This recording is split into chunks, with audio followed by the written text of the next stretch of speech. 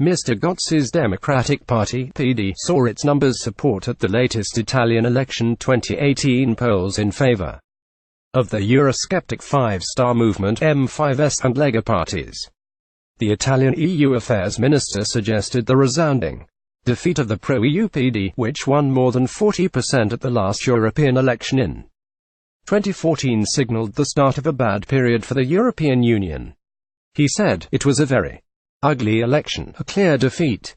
The country clearly chose two anti-European and anti-immigration xenophobic movements. It's a very bad result for Italy and for Europe." Getty BLOOMBERGItalian election result. Sandra Gozi said the Italian results are very bad for Europe. Italy's eurosceptic Lega claimed the right to lead a new government on Monday, telling investors they should have no fear of it taking office after an inconclusive election gave its centre-right alliance the largest block of votes. The election also resulted in eurosceptic M5S becoming the first single party in Italy by a wide majority. The country faces a prolonged period of political instability after voters delivered a hung parliament on Sunday, spurning traditional parties and flocking to anti-establishment and far-right groups in record numbers.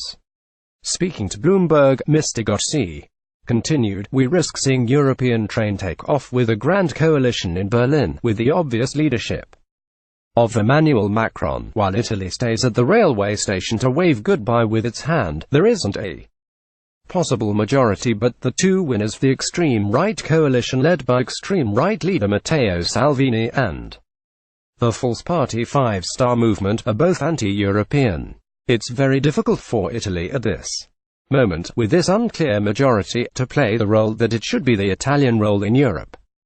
It's a very bad result for Italy and for Europe." Sandra Gozi, "Of course, we respect the decision.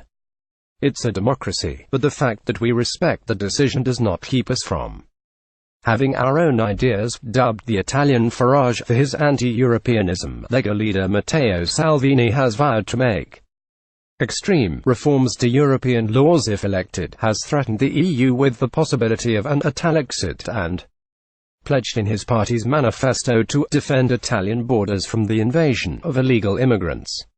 In perfect sync with the M5S, leader Luigi Di Maio is planning to run on a manifesto promising a swift reform of the overly bureaucratic Italian legislative system. The changes suggested include a renegotiation of Italy's relationship with the European Union, which is plagued with defects and in need of modernization, according to Mr. Di Maio. Over 50% of the Italian electorate have voted for eurosceptic parties, with the M5S, Lega and Fratelli d'Italia all campaigning on anti-EU tickets. While the positions are varied, all have severely criticized the impact of the euro in Italy's